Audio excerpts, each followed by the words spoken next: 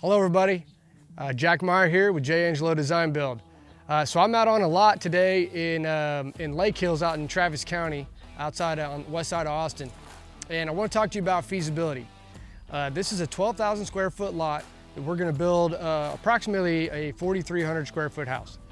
Some of the things that we have to think about as we start a project like this are, one, how big is the lot, and how big of a house would we be allowed to build.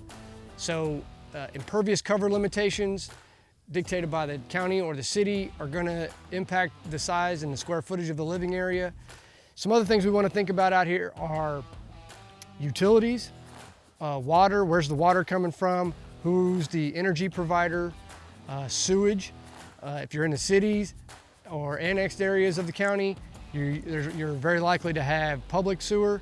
Out here on this particular lot, we're going to be on a septic system, and that will have an impact on your impervious cover.